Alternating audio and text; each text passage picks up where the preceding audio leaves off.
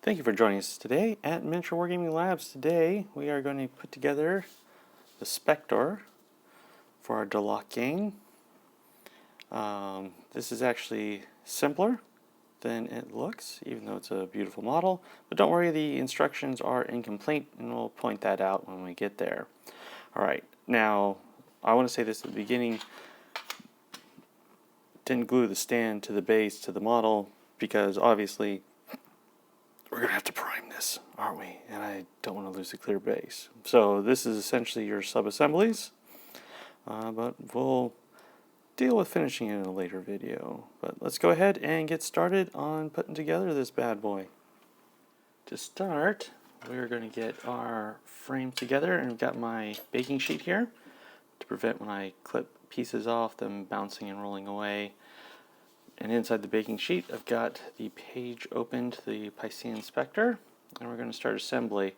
Now, I've assembled everything, saved the Spektor for last, because it looks like it's going to be my favorite. So I like to take all the pieces off one sprue that I can, and that way this sprue will have its pieces and will go into storage whenever I need the spare bits.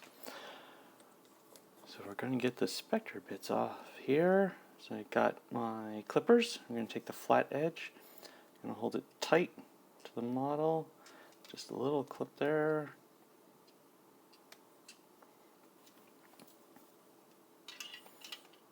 Get it as tight as possible. Alright, and then since that's piece 45, starting at the top left, we're going to set piece 45 down on the model, and we are going to carefully work around all the pieces here.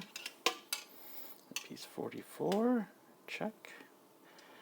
And you can see this is a good way to make sure you have all the pieces. Of course, on some of these newer instruction sets from Necromunda, I found that they haven't actually shown you all the pieces. We had that in one of the previous videos. Like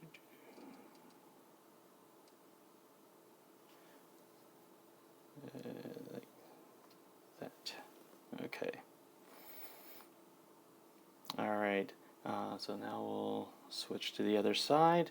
We've clipped them back. We'll come back and move on to the next stage. Now, I finished cutting out all the pieces, and as I mentioned before, there's always the chance, especially in some of these Necromunda manuals, that they'll miss pieces. We saw that in the earlier Zeitgeist.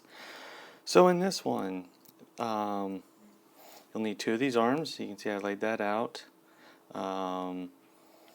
And then in these two arms, they don't say where they come from. They're just labeled 8 and 9. So the one on the left is 30 and 31. The one on the right is 30 and 32. You'll see that instructions for the Zeitgeist of how to assemble those arms. This bad girl that broke me. Okay. Not really, but it was a struggle. So, okay. So now we figured out all the pieces.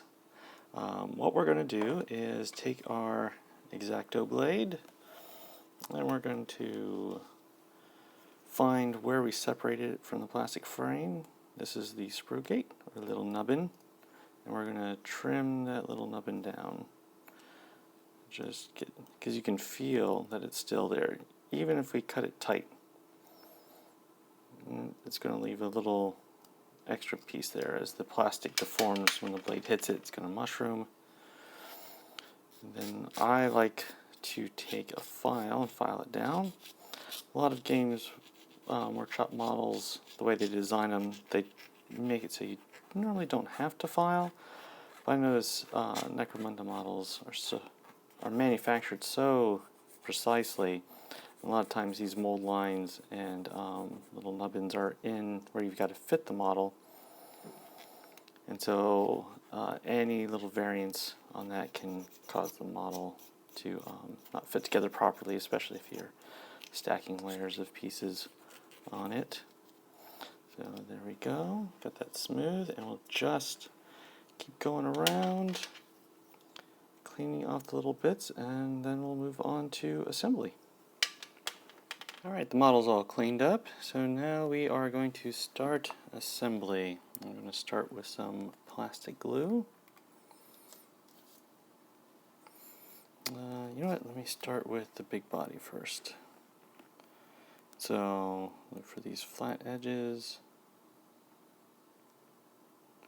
Just run a little bitty bead there. I just want enough bead of plastic glue that it kind of squishes out around the edges and kind of fills that natural gap that you have between two parts of the model.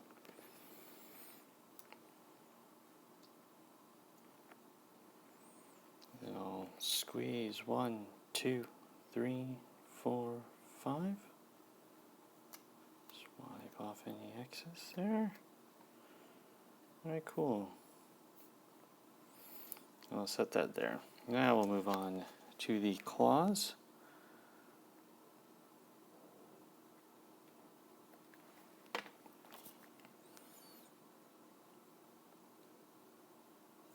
Let that body set up a little bit.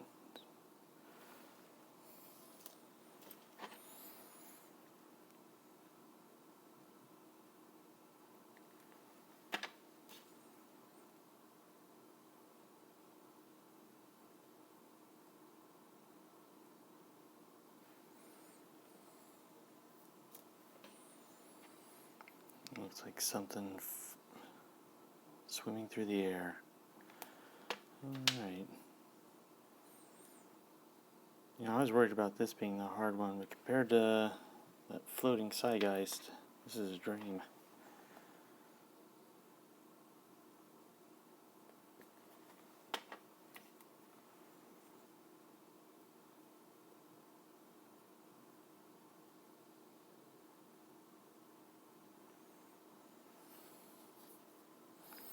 Alright, now these fit in here. And we put a little off canter. You can actually get a little play about how much. I want to get a sense of. Alright, so I'm going to pinch it between my fingers. I don't want to glue this on just yet. Let's get a sense of. Okay, it'll be kind of like that.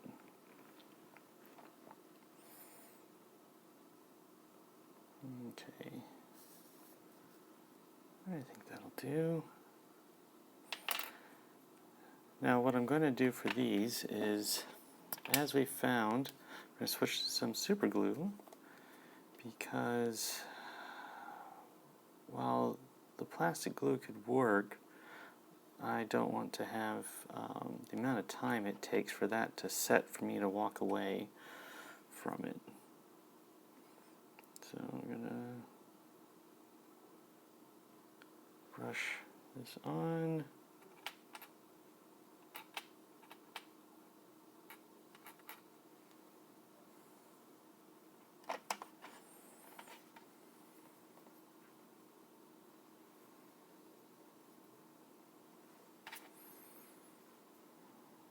Kick that up a little bit more. We'll kick this down.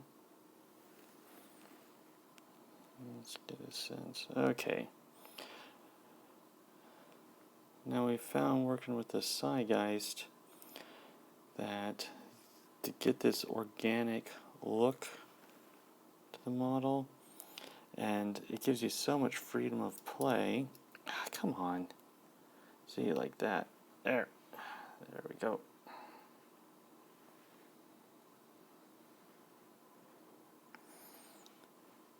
That a lot of the times you can't just glue it with plastic glue, wait a couple seconds, walk away, because gravity will take over. The amount of time it takes for plastic glue to cure is just too long for a video. Super glue works a lot faster. You saw I had a little bit of play with that. It doesn't get tacky, it just goes soft to hard. That. And I got a little on with them. Okay. Alright, cool. And it's all set there. Now we have where does that go?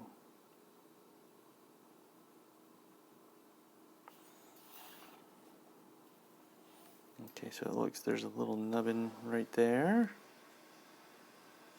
And that actually... Oh, I had them backwards. Okay. 30 and 31 go on this side because the little arms have to flare out. So there's... You'll see the ball joint right there. There's a little slot right there on that side. That's the receiver. Oh, so this is the receiver, that's the pin.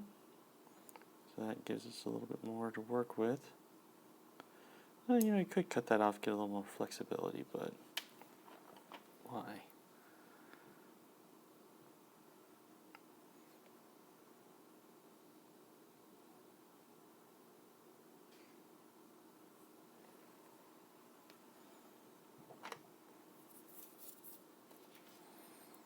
Okay, so gently stay on target. Come on. All right, let's flip this upside down.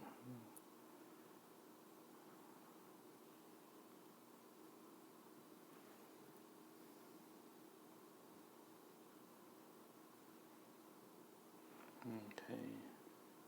See, now if I had some super glue accelerator, I could use that. The only problem is when you shoot accelerator model, it tends to go everywhere. So then you have to wait for the model to dry.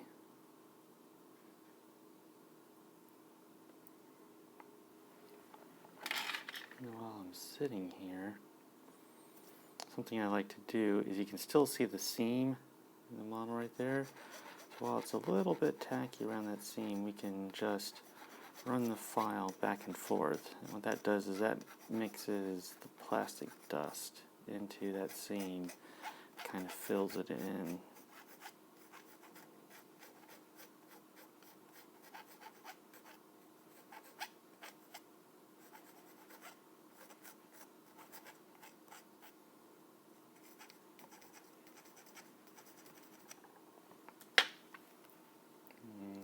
Wipe that off.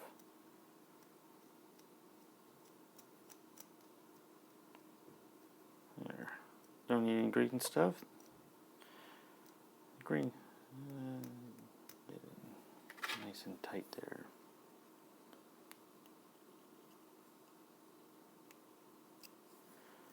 There we go. Make that smooth. Okay, now I think we're ready for this one. Okay.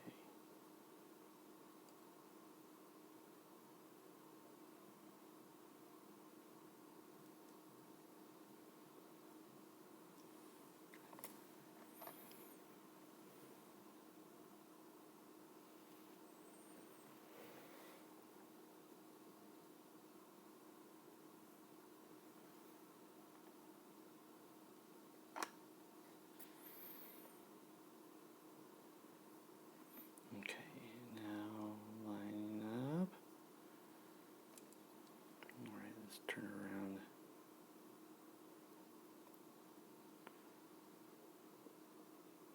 Okay, wiggle it around. See that it's caught.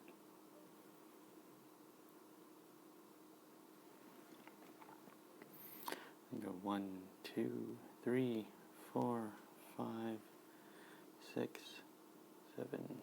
There we go. Now, I am done at this point. I'm going to say, why don't you glue this on and then glue that on and actually have it put together. That is because I'm going to prime it, and I don't want to prime this. So normally what happens, we'll prime this, seal it, glue this on, prime this, paint it, stick it. Alright. Otherwise, this is a badass model. Look at that. It's super weird. Alright, well thank you for joining us at Miniature Wargaming Labs, and we'll see you next time.